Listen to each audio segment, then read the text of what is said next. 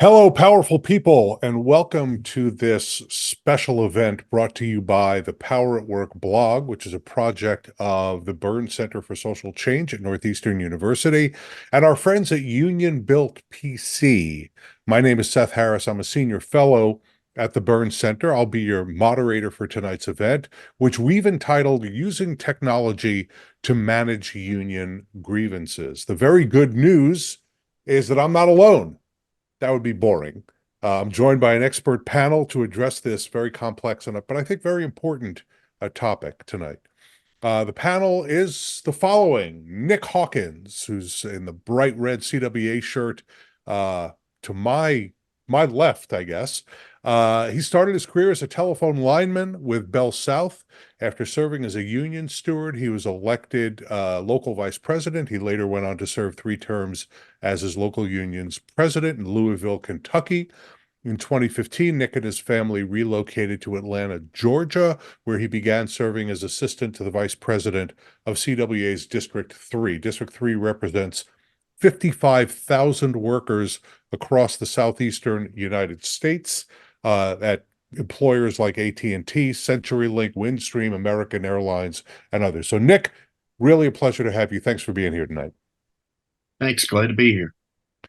Laureve Blackstone is a partner at Levy Ratner, where she represents individuals, unions, and benefit and pension funds in all aspects of labor and employment law, including employee benefits law. She represents unions in negotiations before administrative agencies in state and federal court litigation, and a major focus of her practice is representing the home care division of 1199 SEIU, United Healthcare Workers East, in negotiations, new organizing, and in litigation. Let me also say Laureve is a good friend of the Power at Work blog. Laureve, thanks a lot for being here. Thank you for inviting me. And last but not least, our friend Pete Marchese is the CEO and Director of Operations for Union Built PC Incorporated.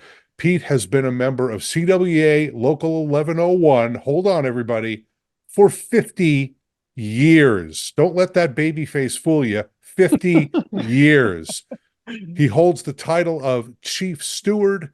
He has held the title of Chief Steward, New York State Training Director, IT Director, and most importantly for our purposes tonight, Grievance Coordinator. He co-founded Union Built PC in 2001 to help level the playing field for unions in their dealings with large corporations. Union Built PC is itself a union employer. Its employees are represented by CWA Local 1101. And I think you're going to almost certainly hear about one of Union Built's products in our discussion tonight. So, Pete, thanks very much, not just for being here tonight, but for your partnership with the Power at Work blog. It's my pleasure. All right, audience. So there's one more very important, critical participant in tonight's event, and that's you, the members of the audience. Just like in a union meeting, there is no such thing as just sitting back and watching, right? We appreciate you being here, but your job is not done. If you look down at the bottom of your screen, you will see Q&A, and if you click on that, that's how you can ask the panelists questions, or if you want to make comments. I will try to keep an eye on that. My colleague, Sam DeJohn, will try to keep an eye on it as well and let me know if there are any that I have missed.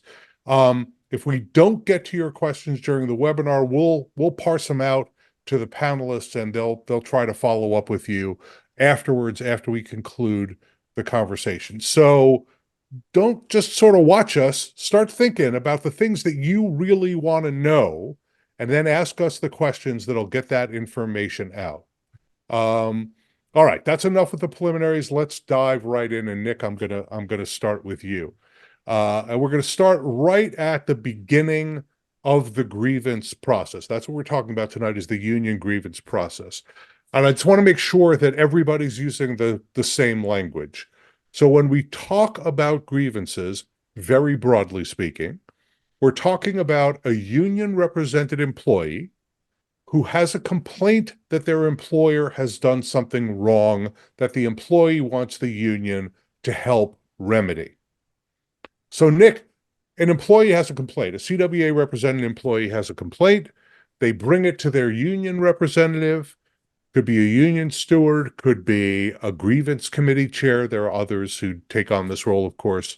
What information does the union representative need to collect in order to process the grievance?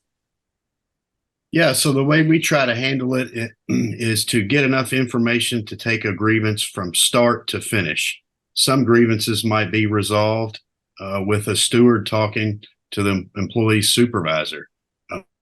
The end of the grievance process, of course, is arbitration for us.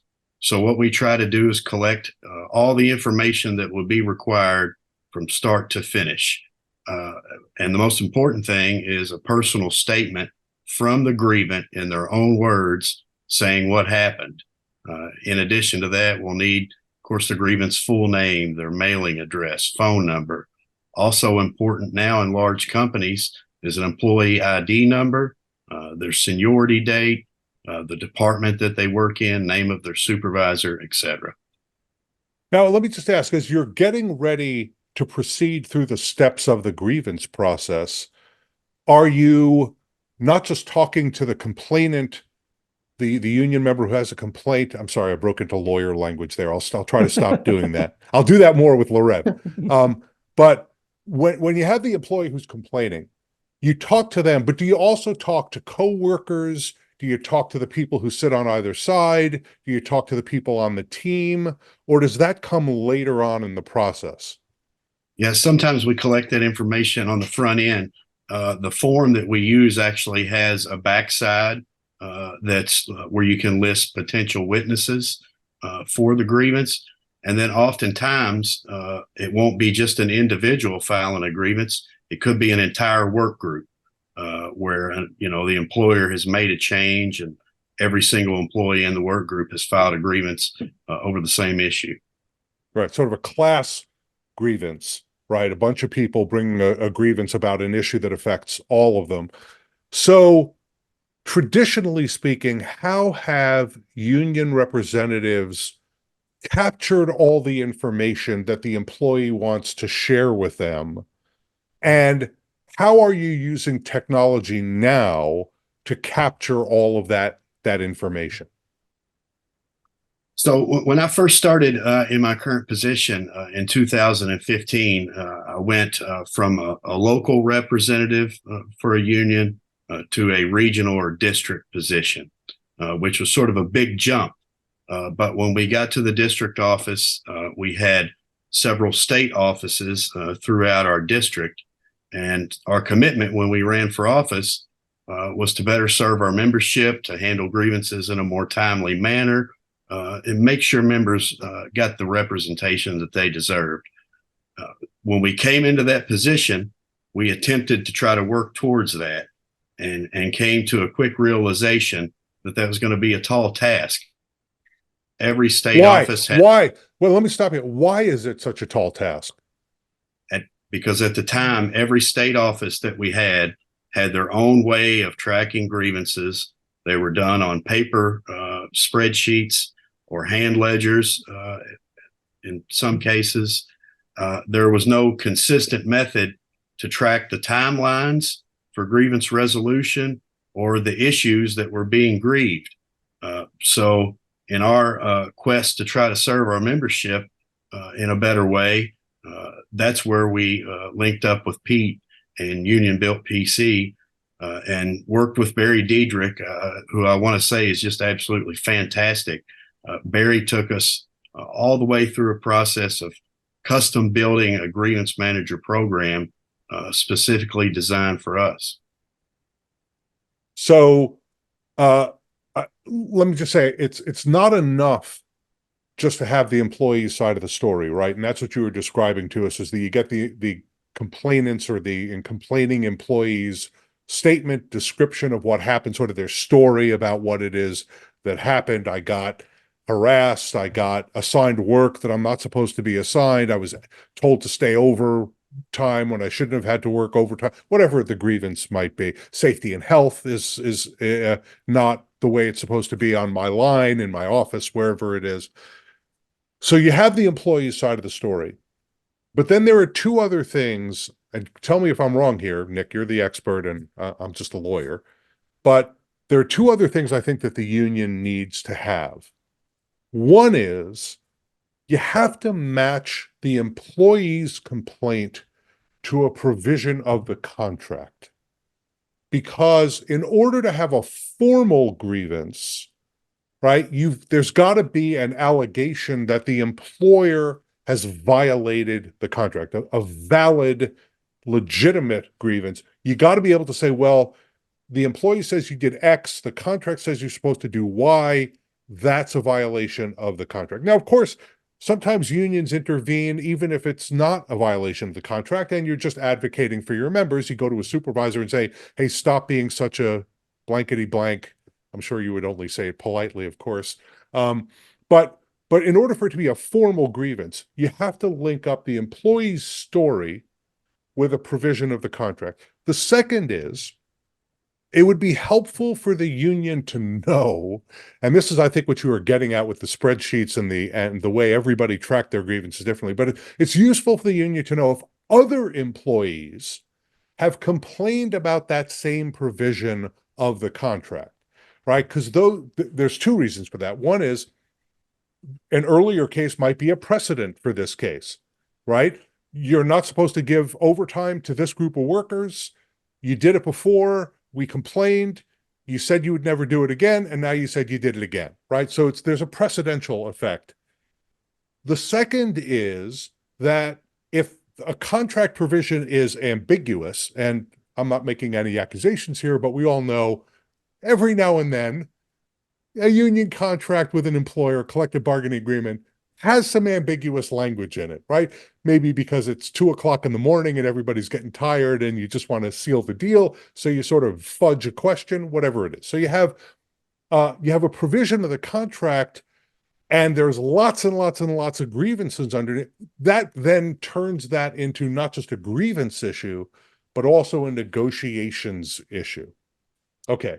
So you were talking about how your locals had their own systems for tracking. So how would they address the traditional way, not involving technology yet in the conversation? Traditionally, how would they perform that function of marrying the employee's grievance with a provision of the contract? Well, I'm going to tell you, not very good. That would be the answer. And it was often a problem. And I think the situation that you described is what we would refer to as the process of separating a gripe from a grievance. And a grievance actually has to be tied to a specific article of a contract. And you can get into some of the stuff that's sort of vague, which you referred to. I think a non-discrimination clause in a contract is one of those where someone can claim, I feel like I'm being discriminated against. And it could be a situation where the manager's just not a nice person. But we did not do that effectively prior to working with Pete and Union Built PC. There were all sorts of problems, and it was a really complicated mess for us to sort out. Well, take me through sort of what. So you must have heard stories. I mean, this is the kind of stuff when the union has its convention, its district convention, its national convention, and everybody hits the bar for Cokes, for Cokes, of course. But when they hit the bar, this is the kind of stuff that union reps are talking about with one another is we lost this grievance. We didn't know about this grievance. Give me a little bit more depth on what it is that how were they trying to do? I mean, the union representatives are trying to do this in good faith. How would they try to do it? Yeah. So in my district, we have 9 different states, and we would go to, let's say, a district convention. So you have representatives from 9 different states, our state offices, and then locals within each of those states. And we, in the beginning of our term, we're brand new to office. You're going to a conference or convention, and locals are coming up to us and saying, hey, I've got a grievance about this. It's been there for 2 years. I've got a grievance about that. We've got tons of grievances on this issue and nobody's doing anything. And we would then have to go back to our district office send an email to all of our state offices, tell the secretaries, get your paper ledgers out, count how many grievances are on this issue, and then send a report to us. There was really no effective way for us to serve our members. So you needed the locals to give you manual reports on grievances addressing a particular provision of the contract, and then you would gather those up and try to figure out if you had a problem. That's okay. That's very important ground laying for the discussion that we're having. Okay. You can't have a conversation about grievances without turning to your lawyer. So let's turn to our lawyer, Laureve. So sometimes the union representative, usually, let me just say, my experience has been, in the vast majority of cases, union representatives are able to work out a grievance either informally or they do it at an early stage of the process with a supervisor, with an HR person intervening, right? You don't end up going to arbitration, but some number of times they can't do that and they have to bring the union's lawyer into the game. So they give you a call. We've got a grievance. We haven't been able to resolve it. What information do you, I'm sorry, before I get to this question, I do want to say, because James has posted a question. James, I'm going to discuss your question with Laureve in just a second. So I'm going to put it, aside for just now, but I promise I will get to it. So the lawyer is brought into the grievance process. What information do you and other union side lawyers need when you get involved in representing an employee in a grievance case? So I think there are sort of 5 things I would look for. And Seth, not surprisingly, you've referred to some of these things already. The first is the facts, and the documents that describe those facts. A lot of those documents will be communications. And of course, in our world now, we have so many communications, and gathering all of those communications, whether they be emails, text messages, are now very often in arbitration files, handwritten notes, but then there are policies, there are grievance decisions. And then, once you have all of those documents and facts, the second thing would be, what are the relevant contractual provisions? What is alleged that's being violated here? And that's one of the things you mentioned. And then there are 3 other things that are less, they're specific, but they're not actual necessarily tangible things. One is, what are the union's interests in pursuing this grievance? There's usually a story there. As you said, many grievances get resolved before they get to the lawyer. So what is the union's interest in pursuing this case to arbitration? What's the employer's interest? What do they not want to happen? What are they afraid of? And finally, what is the remedy? What is the union looking for to win in this case? So that's what I think that the lawyer needs to have from the union. Great. Let me also say, Kenyon, I see your question. I'm going to also put that aside. We're going to come back to it. I promise we'll do that. Diana has a really interesting suggestion in the Q&A. Everybody take a look at that. And Ida, welcome from Trinidad and Tobago. Great to have you participating in this webinar. So that's the collection of information that the lawyer needs to have. Are you getting the information you need, and do you get it in the form that you need? And do you have clients that are using technology tools that are helping them to organize and present that information to you? And let me just say, I'll add in, and that help you to present the information either to an arbitrator or if you end up in court. Yeah, I mean, generally speaking, all of our clients are organized and document everything, and we get what we need. There are times where there are communications that surface on the eve of hearing that were forgotten about or maybe not kept in the file. So, things surface. Of course, there's, sometimes not smoking guns, but information surfaces in response to a subpoena to the employer. Suddenly we find out facts that we didn't know before because they weren't in the union's files. And that just, there, as I said earlier, there's such an overwhelming amount of communications these days. It's hard for anyone to keep track and organize it. In terms of technology, some of our clients are using, online Google Drives or other kinds of online platforms to try to organize and share information both with members and with the lawyer. And that is very helpful when clients have information organized in that way.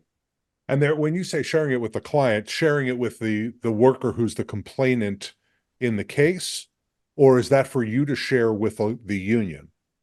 Oh, I mean, when I was talking about the client, I was thinking of the union. But it's both. I mean, it's sharing it with the member who may be affected by the grievance, who is the grievant, sharing it with other, union leaders, organizers, or shop stewards or delegates who are involved in representation. If we all sort of have access to some kind of, easily accessible electronic platform, it makes it much, much easier.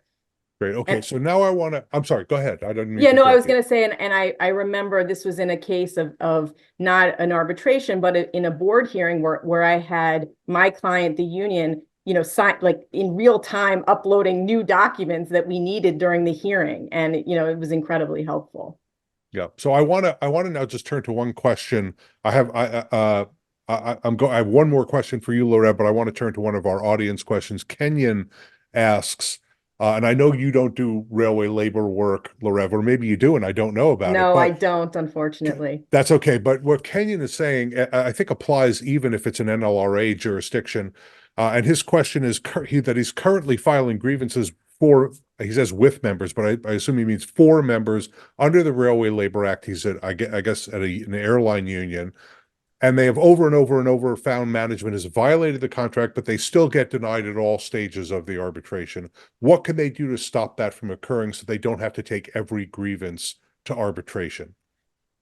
It sounds like that may be a collective bargaining issue. If the grievances are you're not prevailing and at arbitration you're still not prevailing and it's the same one over and over again, it may be something that needs to be modified in the collective bargaining agreement.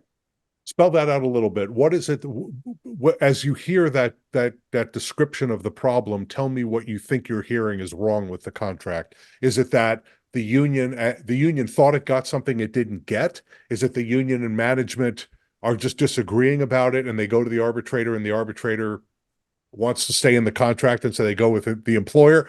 Tell me what you're hearing and diagnose this a little bit. I mean, I think, I think arbitrators, work for both sides, right? So they don't want to always rule for one side or the other, for their own credibility. And I think that what it sort of suggests to me, without knowing any of the facts, is maybe it's that there's the violation that's being pursued there's not actually a violation there, but clearly the union, wants it, believes that there is a violation, and it's a matter of modifying the language to make clear that whatever the conduct is in fact a violation of the contract. Because I assume the arbitrator is finding that the contract has not been violated.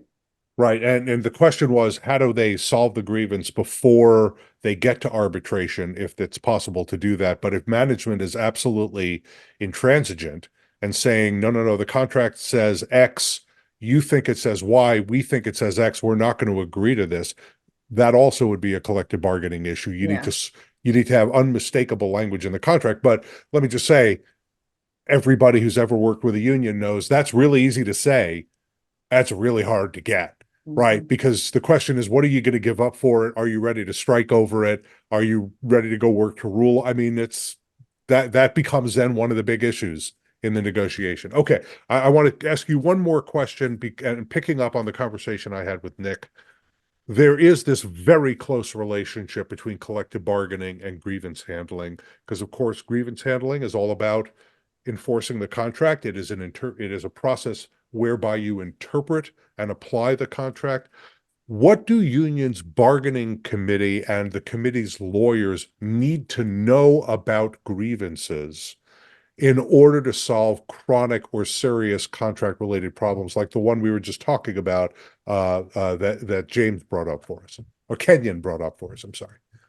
Yeah, I mean, grievance handling is really an extension of collective bargaining, and the way that grievances are resolved will impact the ongoing collective bargaining relationship and develop, the law of the shop, so to speak, and contribute to the relationship between the parties. I think if the parties have an ongoing productive relationship of being able to resolve grievances, that will translate into more productive collective bargaining. I really do think it can, parties that have strong relationships in grievance handling do better in the collective bargaining. And I think negotiators and the committees that are drafting and crafting language, it's not always perfect. It might be 2 a.m. when it's resolved, and we don't know how the language will play out in real life. And the parties do their best to preserve their interests, but we don't know how it will play out. We don't know how an arbitrator will interpret it. And sometimes the language may have unintended consequences. And the grievance process highlights what's working and what doesn't work with the collective bargaining agreement and what may be need to negotiate it in the future. And the union, its leaders, its members, there's a lot of knowledge there. Everyone has this tremendous institutional knowledge. And I think for a bargaining committee, they need to have that knowledge. They need to know what it is that has been grieved over the last, contract cycle. What have been the issues? What are the grievances that have been able to be resolved easily? What are the ones that have settled? What have they settled for? What are the ones that have been arbitrated? Have we won? Have we lost?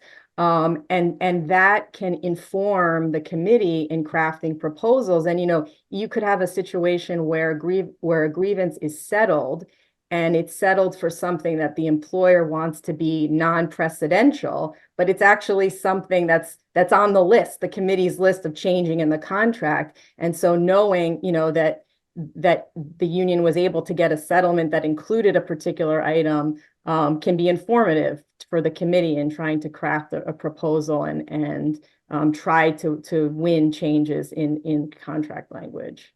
Good. That's very helpful. All right, Pete, let's get you in on this conversation and let's start talking about the technological applications. We've had Nick and Laureve talk us through the grievance process and, most importantly, what I would call the information flow that is critical to a successful grievance process for unions.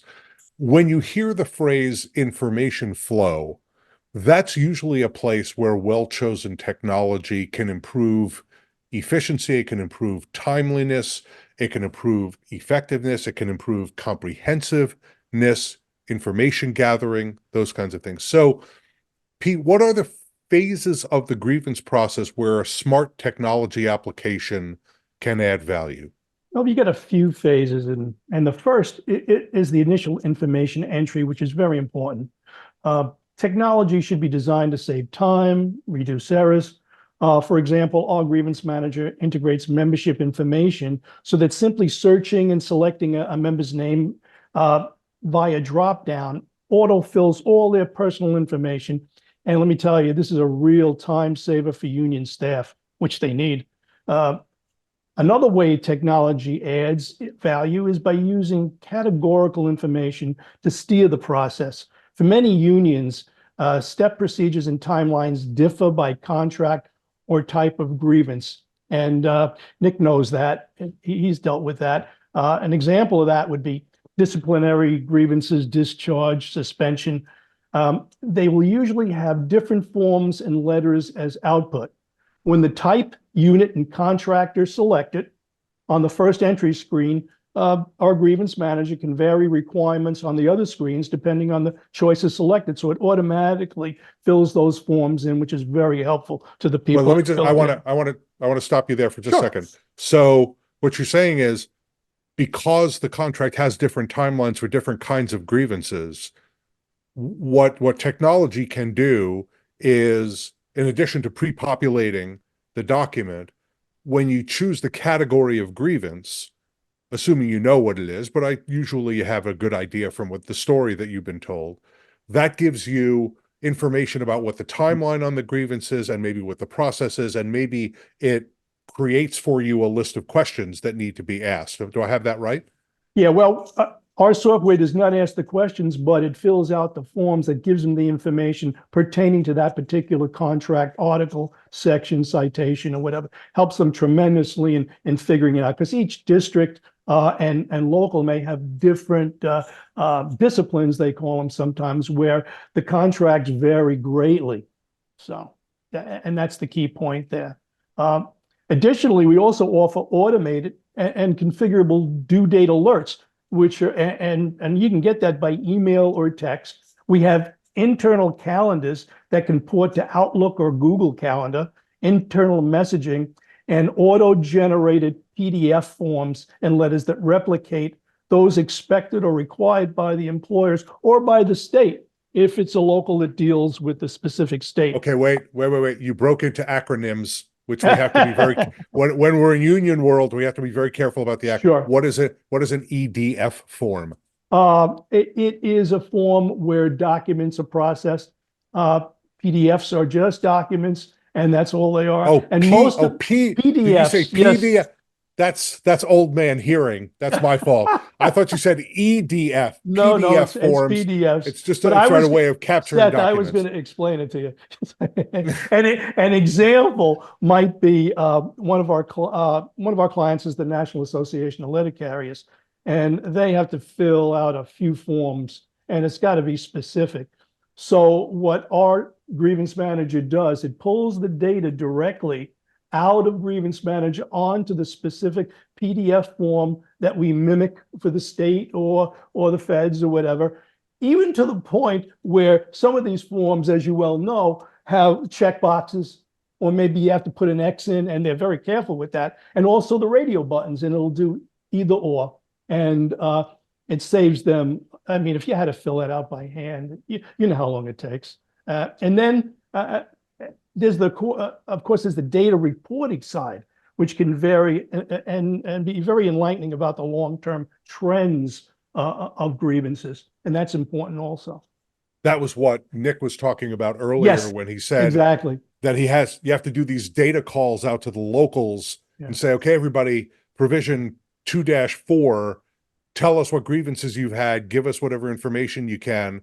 Technology allows you to gather it, collect it, and provide that report without having to go out and survey all the files that you have in your filing cabinet, if you still have filing And years cabinets. ago, we had to do that all by hand. So Right. So let me ask, I want to ask you this question.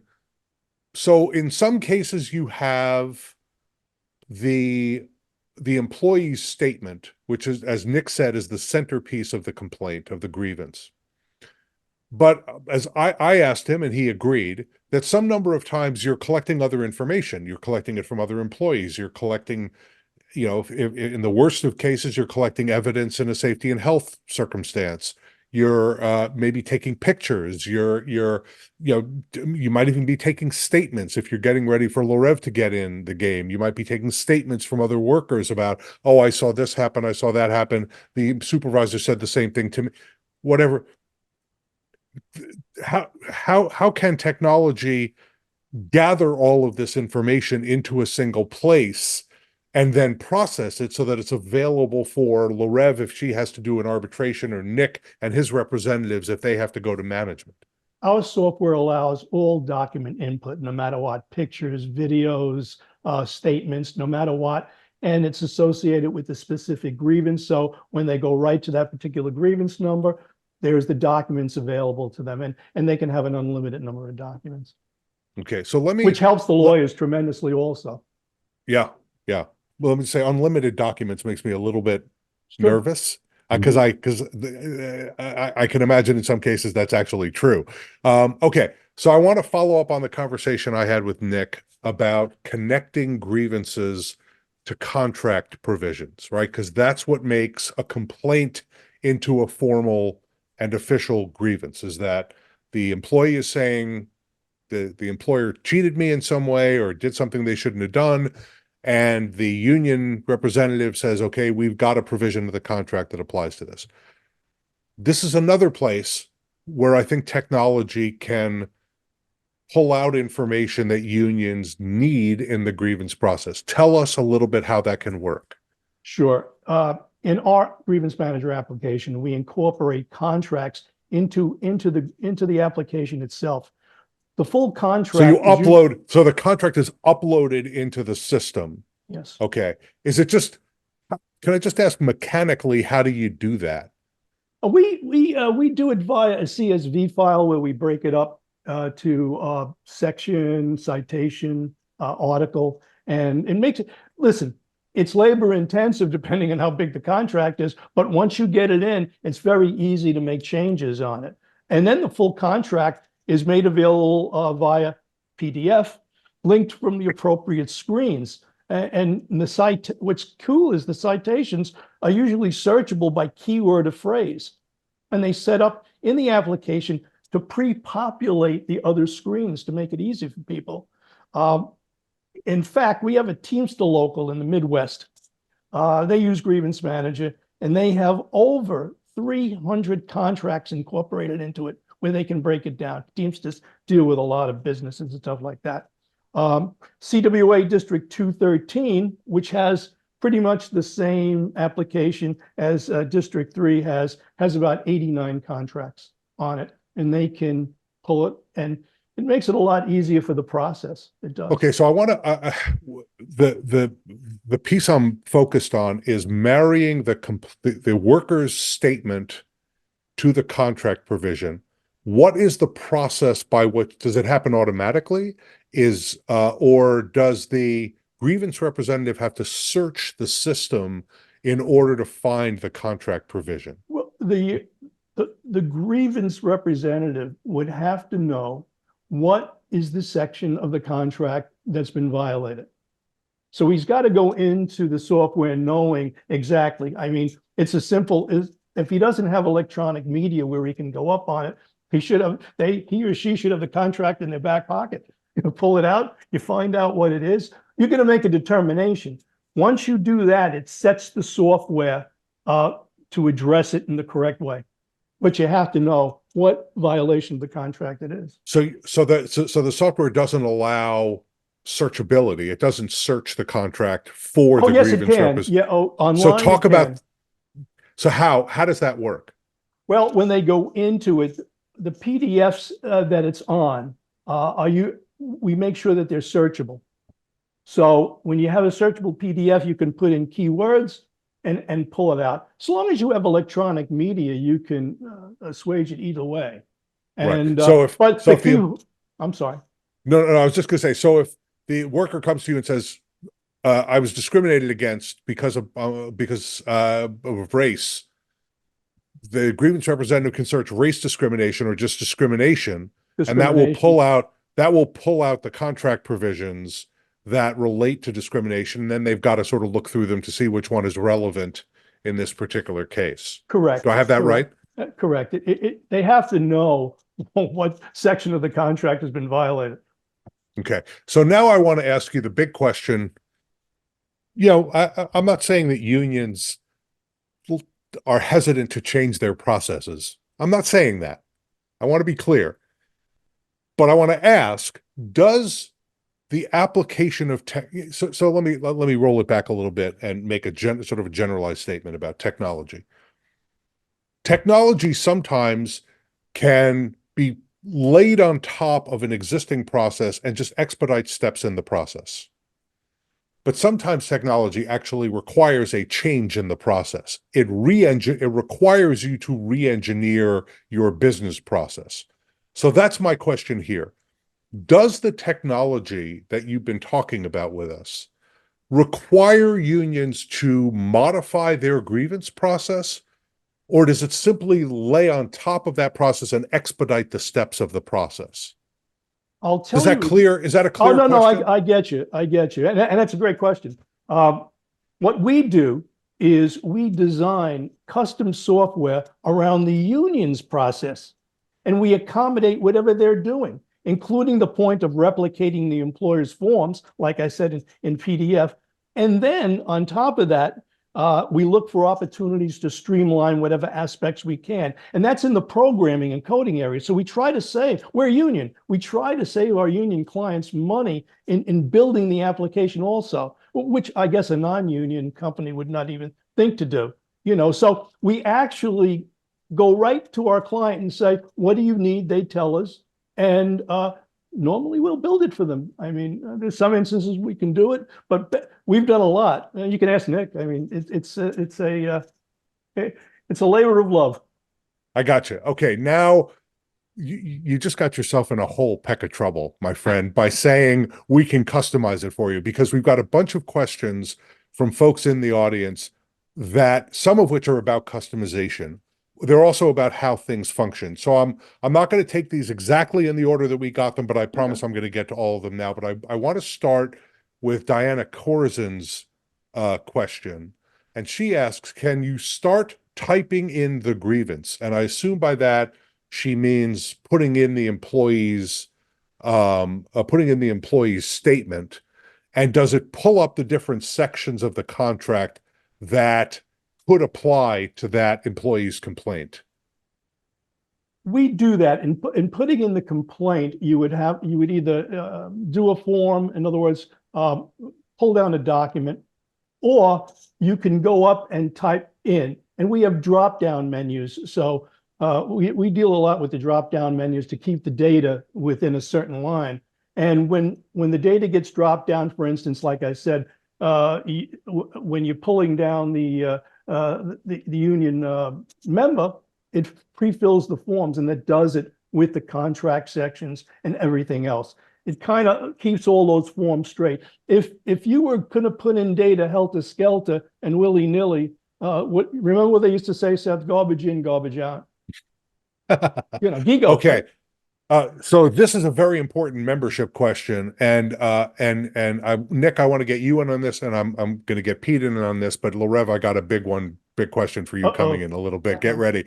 But Nick and Pete. So Deliana Zambrano asks a question which we should always ask when we're dealing with union members, and that is how does the union member interact with this technology? How do they stay informed about their grievance? Her question is the grievance management tool employee facing, and how does the employee know the progress of their process?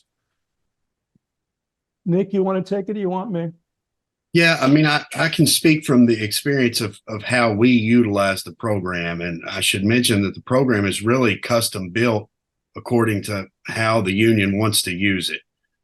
So I'm using it from an administrative role over a district or regional office. And so we didn't set up the program to be employee facing. There's basically 3 different roles in our system.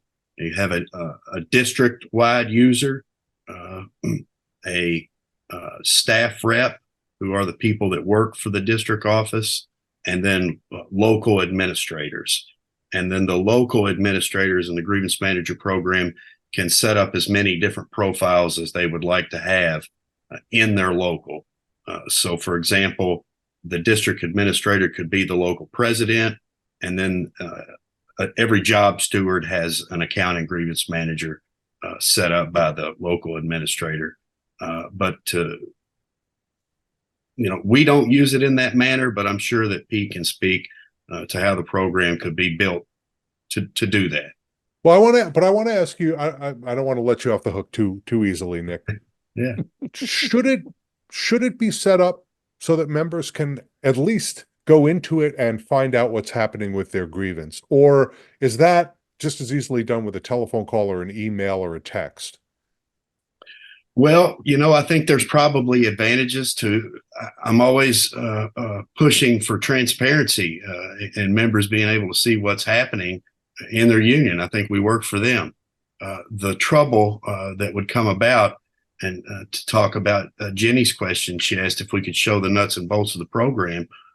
One thing you get into is the program is full of members' personal information. So when you're sharing a screen, you see members' personal information, could be something, a grievance about healthcare and benefits, may include sensitive information, about their attendance record and things of that nature. So I'm sure there is a way, because it's fully customized, to set up accounts where a member could look at their own information and nobody else's. I'm sure they could probably do that, and Pete can speak to it. But the accounts that we have set up have sort of broader roles where you can see a lot of members' information. Right. It's really interesting. Pete, you want to comment on this? Yeah, I would say the bulk of our union clients, locals, nationals, they don't allow the grievant in to take a look. They will notify them and give them. However, we do have some locals where the grievant can actually type in from a website or something, and so it starts the process. And but most of the notifications come directly from the local, from a union rep in the local and stuff like that. There's not many. That's And great. we even have we have one or two clients that actually share the data with management. And that's unusual. You don't usually see that. And we have one or two clients that do that. Right. So I'm going to answer Jenny and Kenyon's question. Jenny, can you show the nuts and bolts of the program right now? We're not going to do that during this webinar. And Kenyon asks, what is the cost for this? Both of you should take that question directly to Pete and the folks at Union Built PC. They'll be happy to talk to you. The answer is, it depends. So you can get a demonstration and you can find out the cost. Okay, Laureve, I've been sort of holding this question off because it's a very, very big I'm very nervous. question. No. And it's from James Valois, who's at the Customs and Immigration Service. Are any of the resource tools organized in a manner that enable the stewards and executives in the union to research case law and jurisprudence based on the issue? For example, master topic discrimination, sub-issue gender, factors, scheduling. And he goes on to ask, after combing through a database, say a drop-down menu, it would empower the union to have expeditious access to jurisprudence relevant to the issue at hand. So James has a very particularized thing, but I want to ask, as a lawyer, do we want the tool to do that? Should we want the tool to do that? Let's talk about that, this idea of the tool providing us with access to jurisprudential information about the topic. I think we have, is that the question for me, Seth? Yeah, Okay. let's start there, and then I'm going to go Okay. to the next part of it. Okay. And I'm going to get Nick. Pete's not going to get off the hook on this. I'm going to ask him a question about it too. I mean, I think that the greatest tool that we all have at our disposal, the most democratic of tools to do research about the kinds of questions that have been asked, is the internet. And while obviously lawyers pay, and clients pay for expensive legal research, and there are some tools that you can't get access to on the internet, there's a tremendous wealth of information at everyone's fingertips. And that's not to say that you don't need a lawyer once in a while, but there really is a tremendous amount of information on the internet on all kinds of legal claims and even collective bargaining issues, et cetera. So I would say use it. Yeah, but I also wanted to make the point that whether or not you need legal information sort of depends on the context. If you're in the federal government, you're in a state government, a city government, county government, then you need it. But in a private sector collective bargaining relationship, the law doesn't matter. I mean, it does. Yeah. It well, does. Actually, if there's also, I'm sorry, go ahead. You go ahead. No, You're the real lawyer. You touched on something. The thing that you need that would be amazing, and I don't know if Pete, your program has this, a database of all of the arbitration decisions, searchable. Because that's really, and Seth, that's, I think what you, when I interrupted you exactly. rudely, we're getting at, that's the thing that's that institutional knowledge that sometimes, new union leadership doesn't realize that a particular issue was arbitrated 15 years ago, and there was a really great decision, and everyone's forgotten about it. And then all of a sudden the issue resurfaces. And so and that's a constant issue for our clients, is keeping track and how to keep track of those decisions over the years. Right, because the arbitrator's decision interpreting a contract is the precedent that applies to a new grievance. It's not some judicial opinion, even if it's in the same jurisdiction, that's interpreting law. Now, again, James, who asked that question, works in a federal government agency, and so that's a different question. There are contractual issues and there are statutory and regulatory issues. I say that as a former manager in government, senior manager in government. But in the private sector, the kinds of issues that Nick is dealing with and that Pete has dealt with in his career with the CWA, it's not quite as important. Okay. Tom Walsh asks a related question to the point that Laureve just made, and that is, a platform like this must gather a lot of data surrounding the grievance process. Does the system provide any kind of analysis of the data that would be helpful to the union's administration? So trends or very popular visualizations or things like that. Our application is the reporting capabilities are unbelievable. We can actually, if you have enough data in there, you can actually drill down to find a location or a manager. And we pull up the data not only on reports, but also on bar charts. But what I like the best is the pie charts. It shows you exactly where the problem is. I mean, years ago, we'd have to delve through reams of paper to figure that out. Now it's instant. You pull the report down and there it is. It's this manager that's causing the overtime problems at this location. And they can pinpoint that within seconds. I mean, how great is that? I mean, that is invaluable for locals. Right. So you're able to, I mean, if you think about it, this is one of the things that makes technology so powerful. And let me just say, we haven't said a word about artificial intelligence tonight, and we could do a whole other panel discussion about artificial intelligence and the role that it could play in these kinds of things. But what technology is able to do is to amass and target information. It's able to structure and organize and target information. And so you're able to know what contract provision is at play, what locations are in play, what workers are in play, what occupational categories are in play. I think that alone makes it immensely powerful to use a technological tool in this grievance handling process. Okay, Diana Corson is back. She's going to get her money's worth. She's got another question for us. Can you merge the contract with the employee manual on the website to help with entering in the complaint? I think that's a question for you, Pete. That's a new one as far as the employee thing.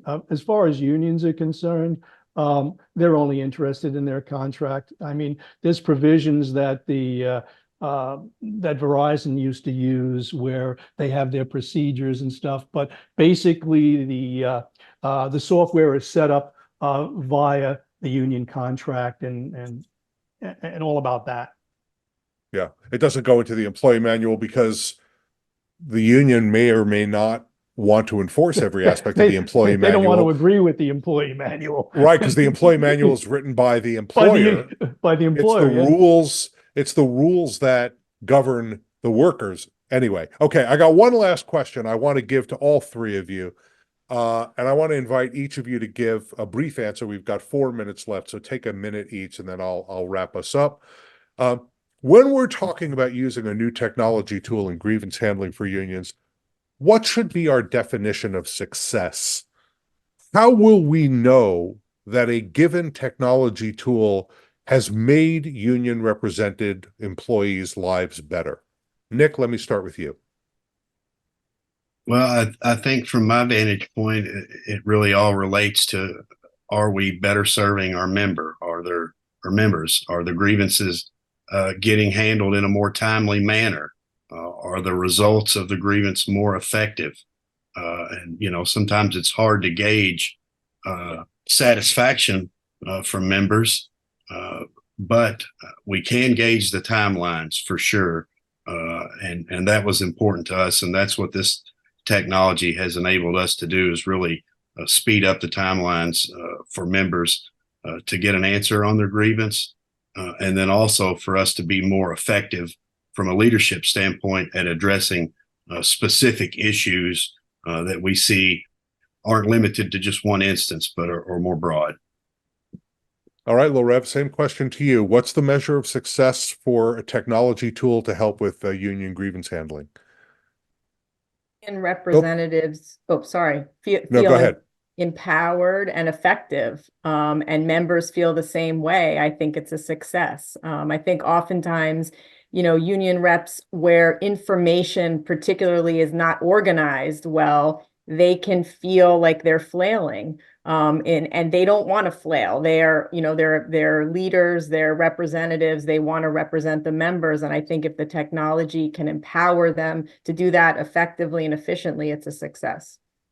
Pete, what do you think? What's success? I think the key, the one metric is that cases don't fall through the cracks. We know how bad that is. And this is because of the software lists and alerts that we keep, and we keep the reps aware of the due dates. And the end result is appeal opportunities are not missed and timelines are met. And just keep in mind, the number one membership complaint is the mishandling of grievances. This alone can cause a lack of membership confidence in the local, and at worst, an officer's job. Well, I'm not sure that's the worst. I think actually decertification could be the Yes. worst. And that's because then that means one there's a goes lot with of the members. other. One That may means go a with the lot of other. a lot of grievances have been mishandled. All right. I think those are really, really good answers. I want to thank our three panelists tonight: Pete Marchese from Union Bill Peace, Union Side Law Firm of Levy Ratner, Nick Hawkins of the Communications Workers, for participating in this webinar tonight. I want to thank Sam DeJohn and Ani Dinesh and Joe Brandt for their terrific work putting together. I want to thank every member of the audience, particularly those people who lasted all the way through the full hour of a fairly technical conversation. You're terrific. I think we got to all of the questions. I see a couple of questions in the Q&A. Thank you all for your comments, thanking us. And let me just say, please follow the Power at Work blog on social media. You can find us at Power at Work blog on Twitter, X, and Threads. We have pages on both LinkedIn and Facebook. We're at Power at Work on Instagram and TikTok. Speaking of technology, follow us on whatever social media channel you use. Just search Power at Work blog. And please, everyone, subscribe to the Power at Work blog. We just passed 1,000 subscribers. We have more than 5,000 followers on social media. We have a lot of great union-related, worker power-related, worker-related content, and your union siblings and leadership and staff and members would love to see it. Share information about Power at Work blog in your local union with your union siblings. We'd appreciate it. Now, we have a big event coming up. This is your reward for staying this long. On January 23rd, we have two top experts joining a webinar that'll look just like this one to discuss the Bureau of Labor Statistics Union Members Report. Every year they put out a report telling us how many union members there are in America and what union density is, meaning the percentage of workers in America who are in a union. It'll be a subscribers-only webinar, so keep an eye out. You'll all get an invitation to it. Register to participate so you can ask questions and participate in the way that you did tonight. You don't want to miss it. That's going to be a great discussion. We'll have Faz Shakir from More Perfect Union, and we'll have Heidi Shearholtz from the Economic Policy Institute, and I'll be your moderator. So that's reason enough to come back. Thanks to everyone for participating. Great to see you. We'll see you again on the blog very soon.